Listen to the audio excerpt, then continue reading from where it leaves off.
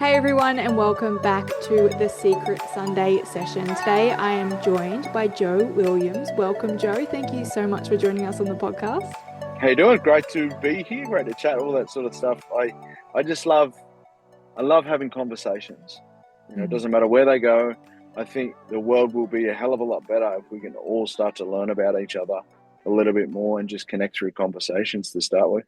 Oh, it's so important, and that's why I'm very privileged to have you on today to share what you're doing in this space, as well as your background and your history, what led you to work in the mental health sector, as well as representing and supporting people in the Indigenous communities. And I'm so grateful to have that perspective on today, as well as you sharing, as I said, what led you here. And obviously coming from a background, I mean, you're an Australian sports person, a proud person of rugby league formerly, as well as then entering into the boxing ring. I feel like you've done a lot in terms of being in the sporting space and advocating. But why? I think this is, I guess, the first question that it always revolves around to, people that are seen in the media and are doing certain things and pursuing careers. What initially motivated you to become an Australian, well, first, Australian rugby league player? A sports person, right? I think it's influence, like what we see, what we grow up with. Um, all my life, you watch things on TV. I grew up as a young Aboriginal boy in a country in New South Wales, and you grow up and you watch rugby league on TV. Well, I did grew up watching rugby league on TV, and all I wanted to be, was like those rugby league players, but I wanted to be like my dad and my big brother. Like that's where it starts, like the games of football. No opponent is ever tougher, physically, mentally, and emotionally, on the rugby league field as my big brother was. Oh, he was the one guy that I could never get over. Mm. So it's I just grew up just wanting to be like him. And sport is a fantastic avenue to be able to meet people, to be able to exercise, obviously. And then, if you're lucky enough to go down the route and then gain a platform from it. I'm really grateful that sport played a big part of my life in the early years of my life. But then I guess it's funny, because sport was something I did. It was like a retired school teacher Mm. for 10 or 15 years. It's something that they do rather than an identity of who we are.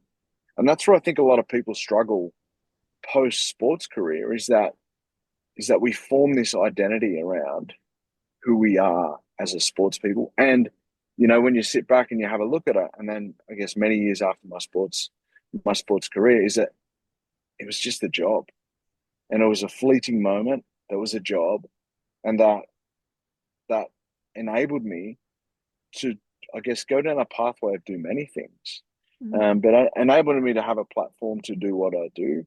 But it's really cool because I'm a lot of years now past my sports career. I think my last boxing fight was in 2015 or something. So like 10 years ago was the last time I was physically involved in either combat sport or rugby league, right?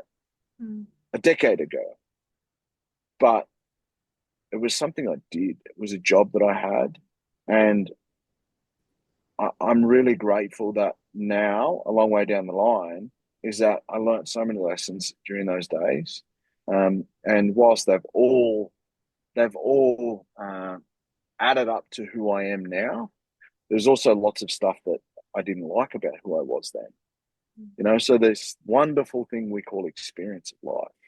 That I was lucky to play sport for my job for a number of years, but I think in the work that I do now, there's many people that know me in the work that I do now that didn't know I was a sports person. Mm. But then there's people who know me as a sports person that have no idea about the work that I do now. So it's giving me the opportunity to move across different boundaries around working with people, connecting with people. Which is so important, as you said, the work where you work with people on the ground and connect. I think that is something that is so lost in today's generation is that longing for real connection. As we see, the rise of digital socialization and social media, there's this idea that we're meeting this connection, but really we're creating a void where there's this gap between actually having real and authentic connection with community. And it's so interesting. I think you talk on the idea around identity and sport, and only some people knowing you as that identity, and then others not. When you were initially going through it as a young person, which I think a lot of young people do, they don't see it as something as this is just a job or this is something that I did or that I do. When you were a young person, did you see it as this was who you were? Yeah, I think we struggle, whether it's as young people, whether it's adults, whether in the job we're doing or not doing, we struggle with the difference between wants and needs. Is that I think a lot of the time that we replace our wants for what we think we need. And as I said, sport was fantastic. It was great. It enabled me to do everything I wanted to do since I was a kid. That was my dream to do that, and I was super lucky to do it. Um, when I look back and I reflect on it, and this is a great thing about becoming a little bit more older and experienced, I hate saying older, but let's say experienced, Sure. is mature, good one, is that we can differentiate what is a want and what is a need, and we can share that with our kids and the young people that we work with, who I coach, or my own children, where I go, when they say, "Dad, I need this," I'm like, it's actually not what you need, babe. What you need are the things that we're lucky enough to have in some cases, and when we don't have, that's when it becomes a void that we're trying to fill. Mm. Right. So many people struggle with even a job. Like I said, I often refer to school teachers because they're fantastic in what they do and probably don't get enough credit. And they're even more so, early childhood teachers and things like that. Is that early childhood teachers actually provide young people with needs, Mm. right? And the void in our world now today, in this epidemic that we're calling mental health, is people are finding actions, items, conversations, relationships, and using them to fill a void that we missed as young people. Mm. And the mental health field, the billions of dollars that goes into mental health, I say this with respect to a hell of a lot of people and a lot of organizations who are trying to do the right thing, is that we're just creating band-aids for the void. We're not actually addressing the primary needs Mm. of what people are going through. And these behaviors that are screaming out as mental health behaviors and then diagnoses, we're band-aiding without going, actually, there's a need that I'm missing here that is not being filled, that is producing this behavior that I have. So I always say, don't look at what, look at why. Don't look at what the behavior is. Let's look at why the behavior is there. The very reason why I moved away from this mental health field a number of years ago is because I identified that the entire industry, I can't say the entire industry, but there's a stack load of things, people, products, training, everything that are just filling the void, like Mm. everything else that we talk about that is problematic, without going, hang on a minute, we're wasting taxpayers' dollars here and not actually addressing the primary or core issue that is going on in our families and communities. Mm. It's so interesting because I obviously work in this field a lot and I hear these conversations a lot. And being in the space, you want to have so much optimism for the people that are doing the work and claim to be doing the work. But what I find, there is so much conversation, there's so much talk, which is great because it hasn't been there for a long time. But the action, as you said, there is still this idea where, for example, we want to ask and commit to saying, are you okay? But are we willing to stick around and support that person if they say no? A lot of the time, we're not. we're not willing to listen. And I think this is where, as we said, these conversations are pivotal because there's a lot of people talking, but not a lot of action happening in terms of understanding people's whys. I also challenge the fact that we say that the conversation hasn't been around. I've been in this field for over 10 years now. The conversation has been. Mm, Prior to that, yeah, sure, it wasn't. But there's more advocates than there ever has been now. There's more education, more training, more organizations, more funding, more everything now. But the rates are getting worse. do you think So, it's a tick of a box? no, I don't think it's tick of a box. I think that we're so far behind in Australia that we don't actually understand what's going on.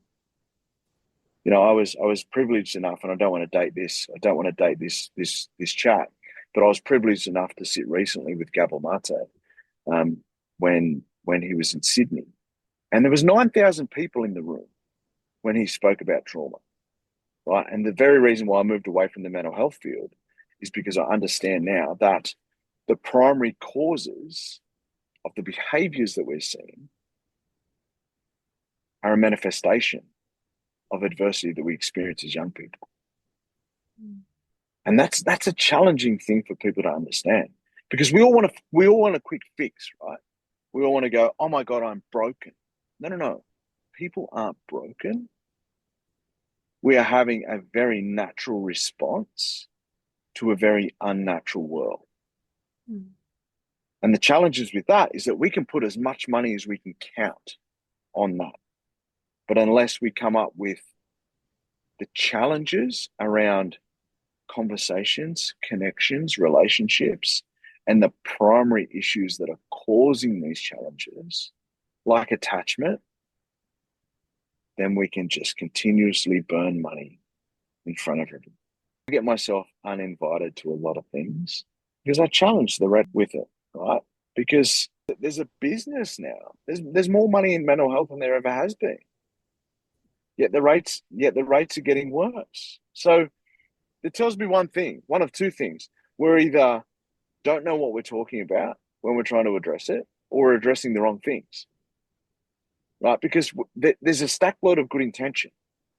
Again, I'm not saying that people don't care. I'm not saying that people don't want people to get well. I'm saying that what we are doing is not working. So I got a sports background. We started with it. I got a sports background. If I've got a coach who's telling me to do the same thing and putting more resources in doing the same things, and I can continuously get beat or continuously things get worse, then I'm going to ask myself, is my coach telling me the right things, or is it time to get a new coach? Mm. Because the same organizations get funded to do the same work, to have the same conversation. So you can understand why some people get a little bit challenged when I have conversations like this in a room with them. Oh, we would get on very well. I couldn't agree more in that But sense. but but I will say that I don't think it's coming from a place of ill intention. Mm, I honestly don't. I think people are doing the best that they can with the tools that they have, mm, right? And that's where we are challenged in society, is because that's what's been happening within the family unit dynamic for mm, generations. mm, As that parenting and the way we're raising our kids, right? These might be some comments that get a hell of a lot of parents triggered by what I'm about to say, but also challenge their their their ways or means of how we parented our kids, is because what we're doing now is a direct response from the early environments that we experience as young people. I'm in an amazing documentary. Again, don't want to date this chat, but I'm an amazing documentary that's out in the early parts of this year, right, 2025. It's called Seen, SEEN. It's about the impact of not being seen powerful. as kids, Mm, right? And this isn't just advocates that talk about experiences. It's professionals from all around the world that are giving their expert opinions on what we do with this epidemic of challenges throughout our world. Again, not everyone's doing the best that they can. That's the important thing. I believe everyone's doing the best that they can with the tools that they have. Mm. It's just our tools need to be altered a little bit. It's not because of parents, it's because of the society and world we live in. Mm. Right? We all have, like, the cost of living is ridiculous. Yeah. So, like, so our generation, we have to throw our kids straight into early childcare and um, straight into a schooling system, and then they go to school. And there's a brilliant book by Gabor Mate called "Hold On to Your Kids," the impact of how we're outsourcing our kids and how we're raising our kids. Mm. So, I think there's a hell of a lot. Again, I think that everyone's doing the best that they can with the tools that they have, but I think that we can do things better, but the challenges of cost of living, the amount of time we're spending away from our young people, our young people are then growing up in environments where they're trying to form attachments with people that aren't necessarily healthy for them. Mm. Now, that's now labeled as a toxic environment or toxic relationship, but young people are just doing their best to form or replace the attachment they didn't get as young people. It's so fascinating. And I see it play out. And I think a lot of us do see it play out. And we see the media coverage and we see the blame. And that's, I think, where I also get quite frustrated is because we're so quick to blame generations, society, kids, youth, saying, and even parents to the point where they're not disciplining their kids. And we're not looking at the bigger picture in terms of the culture and the society that we have come to live in and that we're also creating. And with that, as you said, we're all just doing the best that we can.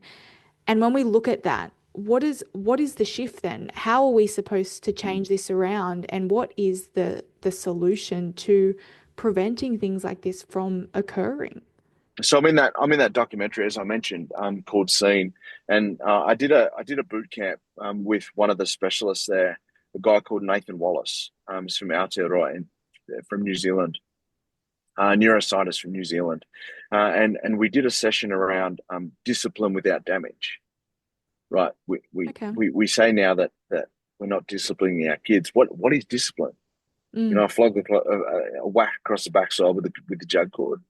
mm, How we're all raised, and then we're growing up in fear of doing the wrong things, and then those fears create this challenge that we're having now with our nervous system, and the way that we're responding to the world. Again, as I said, a very natural response to unnatural environments around things like discipline. mm, Right? How we're absolutely like some parents, communities that say, we need to discipline our kids, but we're actually doing a stack load of damage to that as well, with what it is. And I guess I'm bouncing all around the place, but things like anxiety are I guess a response to our nervous system screaming out for survival. mm. And I mean, there are so many different parenting models and ideas and information out there. How is a parent supposed to know what to do?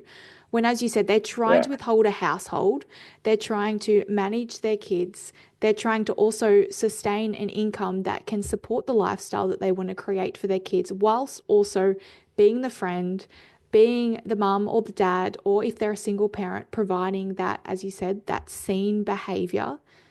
How are they supposed to turn up and do the best that they can when really we're creating an environment that doesn't allow them to? There's a brilliant saying called "It takes a village to raise a child," and we all say it and we all believe it, but nobody's doing it. Mm, We don't have a village anymore, and again, because of the worldly experiences that we're all going through, that we have to go through, um, just to put food on our tables. So it's not a sign of a broken person. It's a sign of a broken world. Um, you know, Gabor speaks so much about the impact of attachment.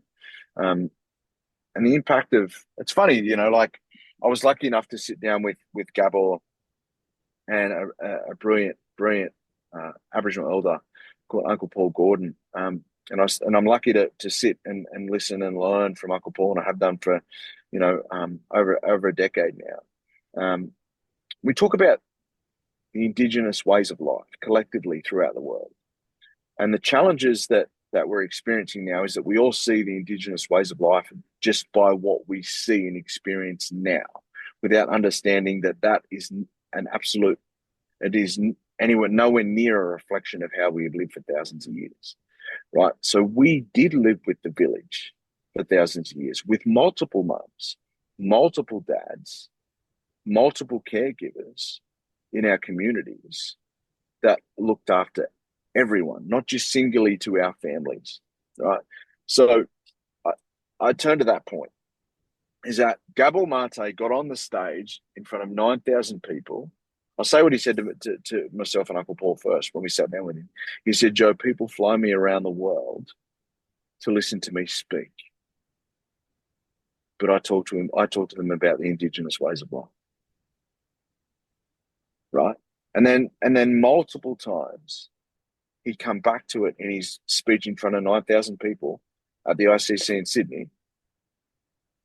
And he said, the impact of colonization and what it has done to our people, not just Indigenous peoples, but all peoples, is having it's playing out directly with our family systems now.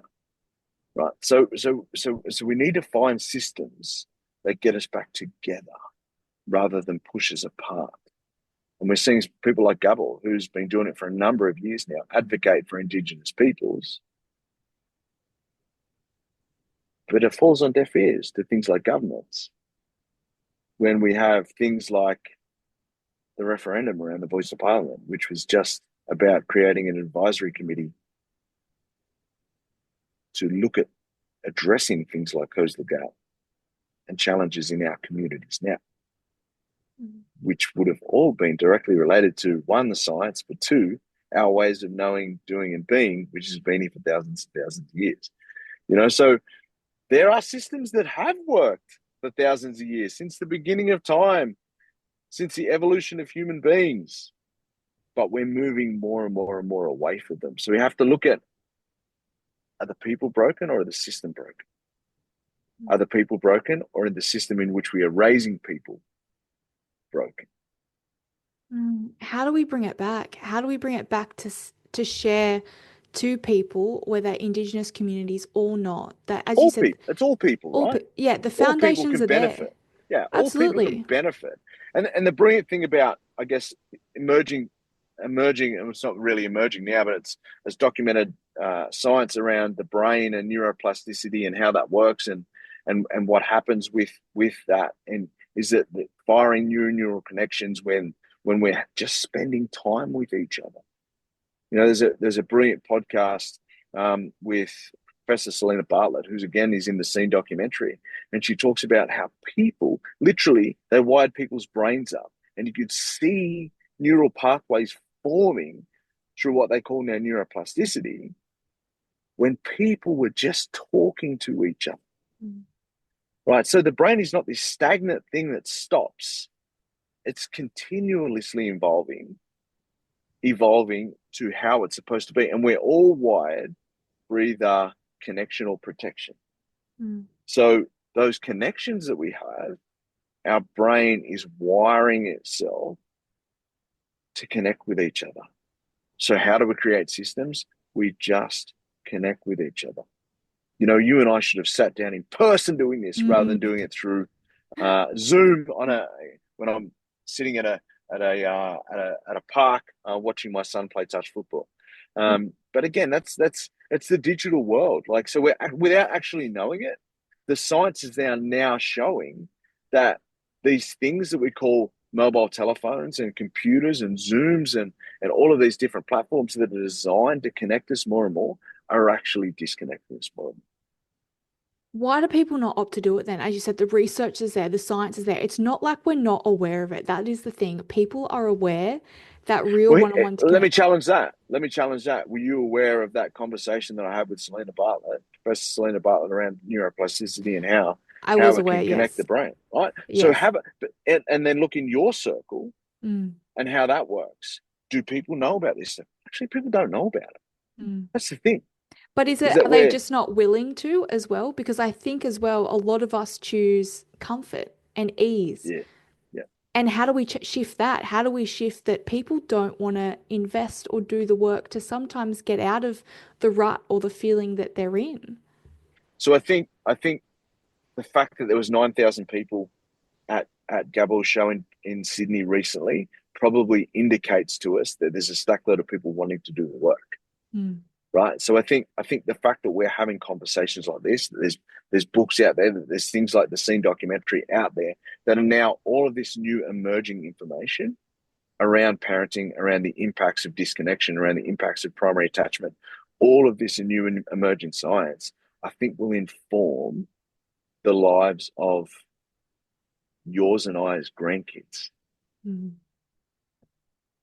And indigenous ways of life, we say that like the old people used to plan like 6 and 7 generations ahead, right? Not with what they did as far as their everyday planning for what they did, their everyday behaviors and what they did was about ensuring that in 6 and 7 generations time, that everything that we do now, how would that impact our generations in 6 and 7 years time? So these type of conversations, the new emerging science, the new books, the new education, the fact that there's loads and loads and loads of more people doing the work on themselves, the fact that back in 2014 when I first started doing this work, I was, one of a select few that were advocating publicly about sharing our story. The fact that there's now stack loads of people advocating and sharing their story, having podcasts and connections and conversations like you and I are doing now, I think that's a sign that we are moving forward. mm, I just don't think it's at a rate of knots. mm. And if we've been here, right, Indigenous peoples have been here on this country for the last paper that I read was 120,000 years, then this conversation between you and I, and then our next generations and our next generations, is just a speck in the landscape of time of what we're calling. So we don't need to rush things. We just need to look at what we can do now and how we can do it to impact our kids, which will then impact our kids' kids because of everything that they learn from us, which will then impact our kids' kids' grandkids. Mm. And then we're going back to the Indigenous ways of life of being present with what we do and how we do it and informing the behaviors that we do now are informing the behaviors that we will share in 6 and 7 generations time. That's beautiful. And how do you implement that in your life? It's hard. Because like we all have these things, right? Is that we talk about the the the impact of being seen and validating emotions. And then, I was getting dinner. I was getting dinner off the barbecue the other night. My daughter rings me and was telling me something super vulnerable. Mm, Right. And then she rings me. I won't go into what it is or even, the content of what it was, but she was telling me something that was important to her. Let's say that. Right. mm, And then my response in that moment was, "Hey darling, can I give you a buzz back in 2 minutes? I'm just serving dinner." mm. What does that tell her in that moment? Yeah, she's not saying. Mm, Everything that I'm saying that's important to me right now, Dad don't care about. mm, Right. So it's hard, mm, as informed as I am around this stuff and how I try and model it to the best of my abilities each day. No, it don't work.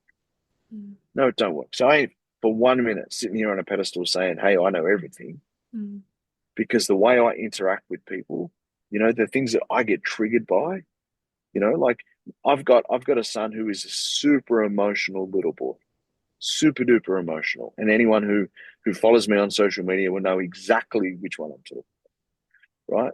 And then he comes home and tells me he's getting a hard time from someone at school. What do you think Dad wants to do? Dad wants to go and break the door down, Fix it. Mm. right? Dad wants to go and break the door down, like physically fix it, right? Because I want to protect my kid. Mm. But I got to sit back and go, hang on a minute. Like that's actually modeling behaviors that aren't going to be great for him, aren't going to be beneficial for him. So I talked to him about how does that make you feel, son? And in that moment, what do you think the person who's doing this sort of thing to you? What do you think he's feeling at those times? It's creating or doing my best to create emotionally intelligent young people in the interactions that I have with them every single day. That is hard Mm. because we all have our own triggers around different things, experiences, needs that we didn't receive, all of those things, because our parents were doing the best they could with the tools they had at the time. Do you still feel like sometimes when you're triggered, you're carrying things from your childhood? 100%. 100%. And that could be the fact that it could be the fact that a parent doesn't share something with me. Yep. Like logically, then I go, oh my God, that parent is not sharing that with me. What am I going to do in these moments? Like literally, that's how it is. There'll be bells going off in people listening to this because triggers aren't necessarily a bad thing either. Triggers gives us an invitation to work on things. Mm. So if somebody's not sharing information from me, I'm not actually being triggered by that person in that moment. It's actually little me that didn't get something shared with him at 18 months old. Mm. Mm. Oh, Yeah. it's so, yeah. Boom. There we go. The light bulb just went on, didn't it? Yeah, yeah. And Right. So, it's like pivotal. everything that we get triggered by today, everything, you, me, everyone, is not actually a true reflection of what's going on in our life. It's not a true reflection of what we're being, inverted commas, triggered by in that moment. Mm. It's a reflection of something we didn't get or a need that we missed in the very early years in our life that is being triggered, that reminds us of how we felt back then as an 18-month old, as a 6-month old, It's as a crazy. 3-month old, Mm. even with the new emerging science of the impact of the uterus inside mum's baby, inside mum's belly. Oh, it's fascinating the research that's coming out where you think that in the younger years, you're not impacted by major things. And it's not until, as you said, you gain that self-awareness when you're older and you start asking why. I think it's really important when things do trigger you, or sometimes when you go to judge other people. I think sometimes that's a big reflection of, well, what am I judging in myself? But you have to be curious and you have to do the work and investigate, where is this coming from? And in your experience, do you think triggers can be overcome? And if so, how? Yeah, I do. I do definitely know that they can be overcome, right? Because it's just work that we need to do on ourselves. Like we all say, oh my God, I'm doing the work. But are we actually doing the work? Or are we doing it for social media? Mm. Like if there are individuals out there who aren't triggered by a single thing, then maybe they can sit there and go, yeah, I've done the work. But it never stops. Mm. It never stops. And there are things that I was triggered. There were things that I was confronted with online this week. This week Wow. that people wrote about me, said to me, all of these different things, because I get loads and loads and loads of comments around different things. Interactions and comments that people said to me this week, where I know that 2 or 3 years ago, my nervous system would have erupted. Mm. So, can we work through triggers? Yes, by learning to regulate our nervous system Mm. and firstly identifying what those triggers are. Yeah, it is so important. As you said, you need to have an understanding around why they're there first, and then figuring out what mechanisms you can use that are positive, not, as we said, jumping into that negative basket, to really help our, as you said, the nervous system regulate. It's so, so important. I am so grateful for your time and this conversation today. It has been so eye-opening, so honest, and so raw, and I'm so, so grateful. Before we jump into the hindsight questions, which I will pick two out, I just want to ask one final question for you. You obviously done a lot of work in this space, as you said, jumping in or out. You're very raw, authentic. You've learnt so much personally as well as professionally. But through it all, what is, I guess, the one takeaway that still sits with you today as something that you are continuing to work at and implement in your life that you think could help someone else? The absolute most important role that I have in this entire world, being a dad, Mm. being a dad, being the best I can be. Um, because I haven't been a good dad for a big part of my life too. Mm. I haven't been. But the great thing about the mind, the great thing about the brain, and the great thing about relationships and what they are, we can always work, not to fix them, but to rebuild them. Mm. Rebuild them through our interactions, our conversations, the time that we have with each other. And that's all of what this documentary is about, the impact of parenting and how that impacts our entire world. So my important, I played sport for a big part of my life. Threw a footy around, then I got punched in the head for a living, right? But the most important, and even the work that I do around the country and even internationally now, it's hugely important.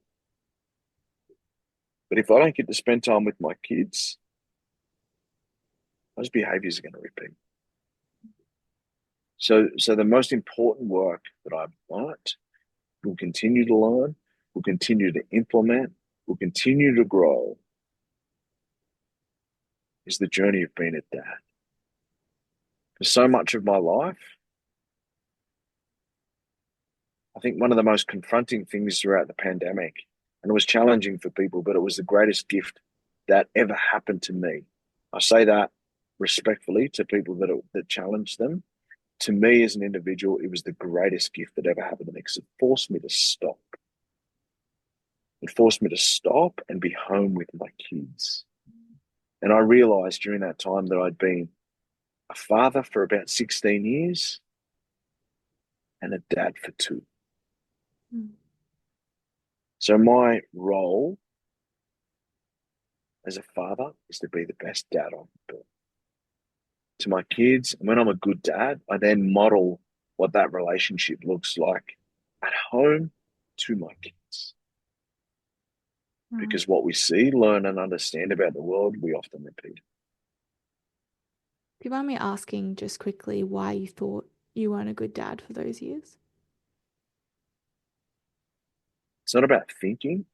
I just know the difference now. And it's about knowing that I wasn't physically there. And most importantly, I wasn't emotionally. Because you got to understand is that my life, and for the people who know my life and understand my life, in the early years of being a dad, I was a sports person. So I was training and playing 6 days a week. When I wasn't there, I was either partying and the story, my story around addiction is well publicized as well. So when I wasn't training or playing, I was recovering either physically or from things like hangovers. Right. And then I went through separations, repartnered, had another child, separation again. And then I was thrust into the work that I do with mental health. And during that time, I was boxing and I had 2 more children. So I got 5 children all up. And then the work that I was doing with the Enemy Within, it was taking me 300 plus days a year around the world. So in the primary years where our little brains are forming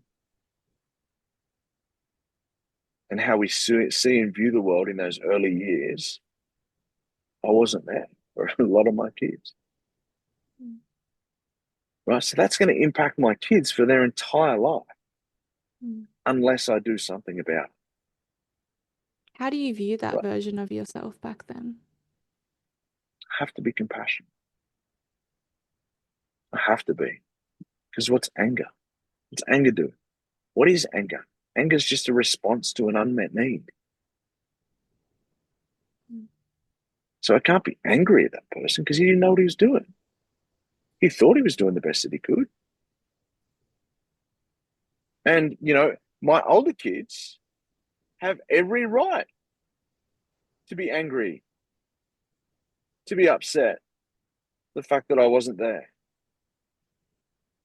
People who often comment and bag me socially, like online, publicly online, socially, never publicly, they always do it in the inbox. But it's because I wasn't a good person. But who I was then isn't who I am now. They're two different people.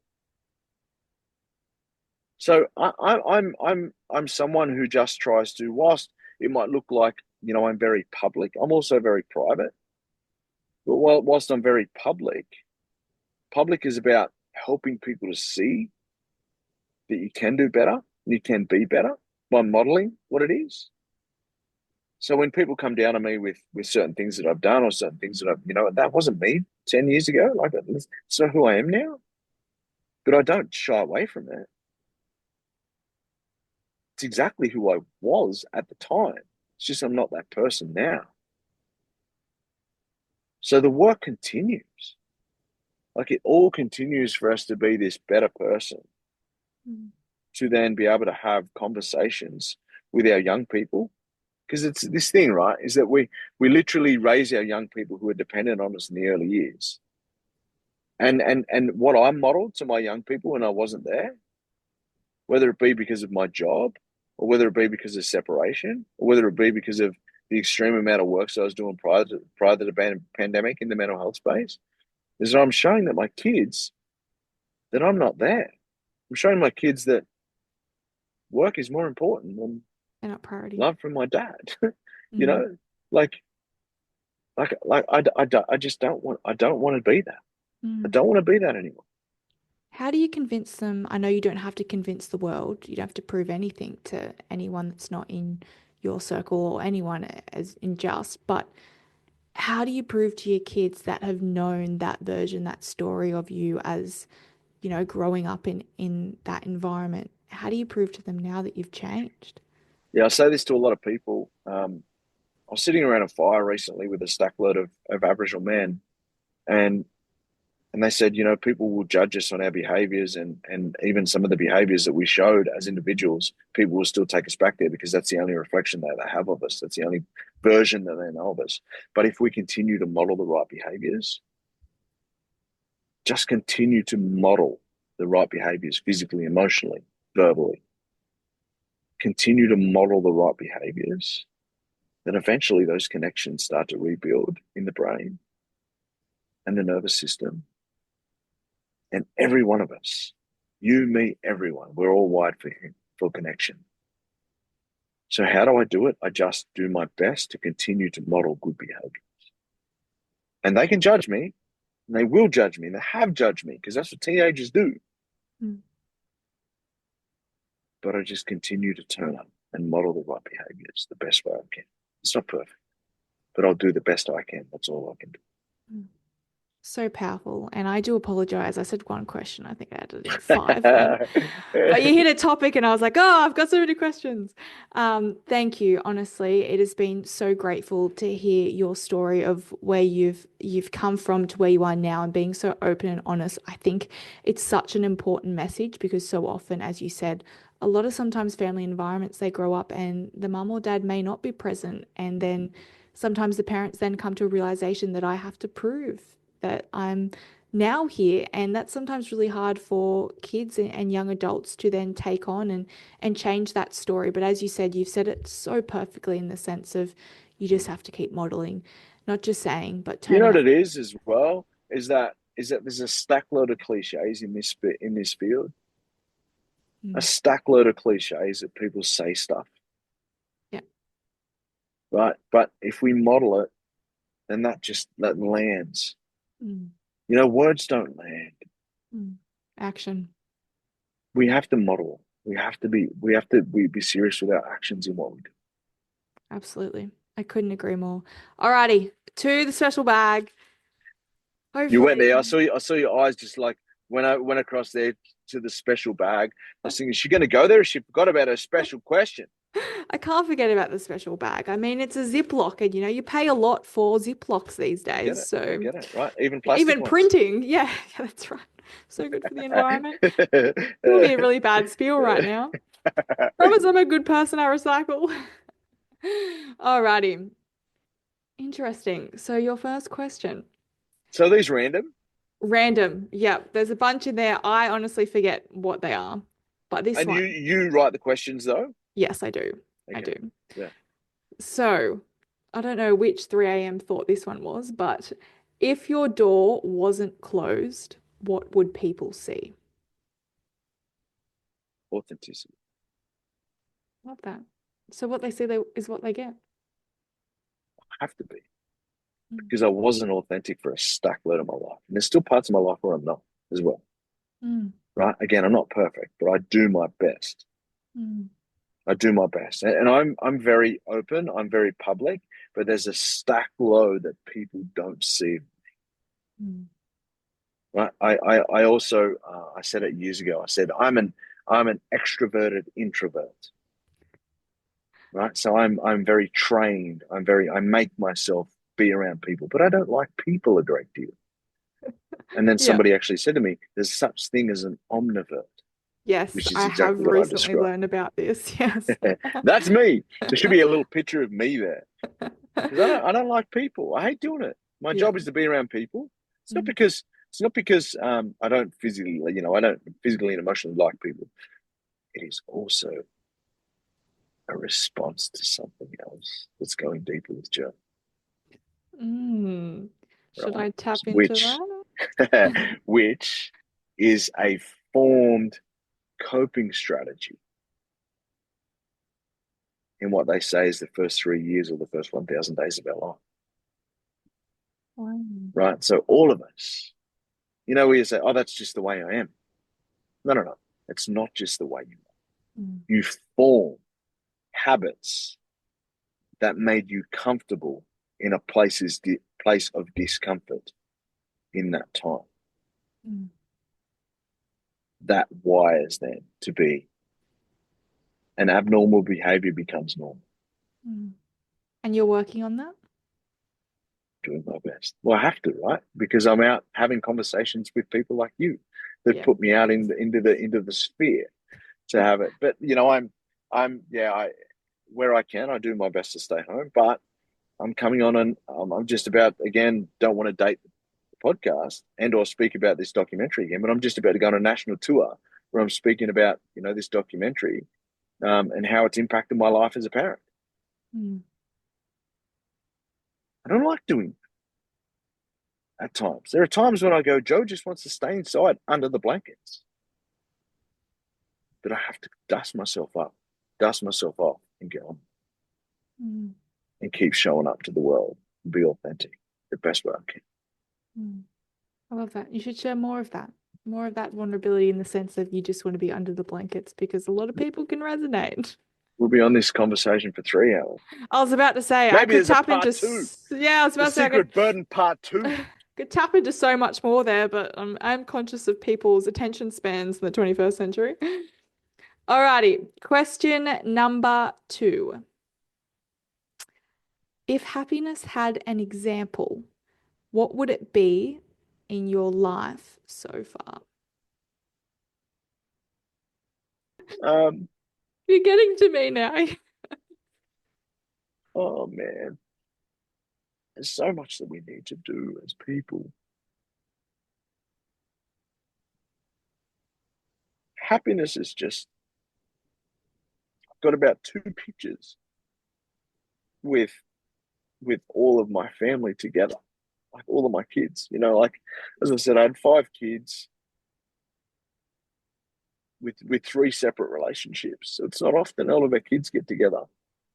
And then with my partner Courtney, who's just the absolute glue to all of it. I got about 2 photos in my phone of 10,000 photos. For me, like that moment, I reflect on that moment, and that's what happiness is to me. Mm. You know, it's not the it's not the sporting achievements. It's not the keynoting massive conferences around the world. It's not that. It's the authentic me where I can be myself. And my 7 year old Frankie just absolutely calling me out on stuff. That's happiness to me. And all of my kids, like my 18-year-old Phoenix, like pulls no punches with what she does. Brody's 20. Brody's a little bit more calmer in his response. Phoenix goes straight between the eyes. And I need that. I need that. Mm. So And then beautiful. there's Rome, who's my 13-year-old, who is caught between these two worlds that, he's learning how to be a young man and culturally, he's a strong Aboriginal kid, but you look at him, he looks like he'll get sunburn under a kitchen light, like he's the whitest kid with red hair. So he'll have to prove his identity his whole life. Mm. So he will struggle with that. And then there's Ari, who's super duper emotional. That gets his feelings hurt when he doesn't get picked for tips at school. And then there's Frankie, who is just a menace between all of it. My two most challenging kids, I wouldn't even say challenging, the ones who come back and challenge me the most. So this is not a reflection of them, it's a reflection of me. The two kids who challenge me the most with what I do, think, behave, speak, everything are my two daughters. And I'm also okay with that because I understand that for a young woman, it's hard in this world. I also understand that those two daughters are from two very different mothers. And I always projected outwardly on the older one's mum because I thought, oh, she's like a mum, she's like a mum, she's like a mum. And then the youngest one is 10 times worse at 7, 10 times as challenging. Words are important. 10 times as challenging at 7. And I'm like, my partner now is the most gentle thing in the entire world. I'm like, there's only one thing in common with these two girls. Maybe it ain't the mothers Mm. that are the most challenging things. They are identical to me. They just don't understand it yet. Mm. So So beautiful. it's it, it's about growing and understanding and developing and being the best that we can each and every day. And I'll always continue to do that, even in the challenging times. Thank you. Honestly, thank you for sharing that insight and that beautiful memories and moments and the pivotal message, I think, in coming back to community, family, connection, and just being the best that you can be every day, knowing that that's going to be different. Every day is not going to be the same, and just turning up for it and doing your best. Thank you for sharing that message and your vulnerability. Thanks for beautiful conversation. And Mm. conversations connect us. Conversations will connect people. Conversations will plant seeds with people today when they hear the words that I say and the interactions that you and I have. Mm. Conversations will literally heal our world. They really will. They really will. Thank you so much. And thank you as well, everyone else out there, for listening to another Secret Sunday session. As I said, it's been amazing to have Joe with us on today. And if people were to follow you and see, obviously, when the documentary comes out and obviously follow what you're doing next, where can they find you? So you can put it in your show notes, one, but also two, my Instagram handle is at Joe Williams underscore T for the, E for enemy, W for within. That's my organization, the enemy within, but Joe Williams underscore TEW, and then the enemy within on Facebook, all that sort of stuff. Seen the film, seenthefilm.com. Have a look at a cinema near you. But you get on socials and you type in "seen the film." There's going to be some noise around this stuff because I think it's where the world is headed, and certainly some brilliant informations in that film, and some great resources to come out of that film as well, with people like Lyle Stone and Maggie Dent and Nathan Wallace and Vanessa Lapointe, and then of course the parents that are featured in it as well. So And yourself, it's fantastic. who has Yeah, another powerful I'm lucky voice. to be in it. It's Mm. it's I'll say that filming that film and some of the work that we did in that film was some of the most transformative stuff that has ever happened to me in my life, with my relationship with my kids. So the Beautiful. process, maybe not what you'll see on the screen, but Mm. the process of it was the most transformative time that I've ever had in my life. Mm. Incredible. And it's what I think we need to be more exposed to is, as we said, starting those conversations and being in those environments that really shape and change the way that we're thinking in terms of being part of this village we're wanting to create. So thank you, as I said once again, and thank you as well, everyone else. We'll catch you all next time for another episode of the Secret Sunday Session. But for now, goodbye, and I hope you have a great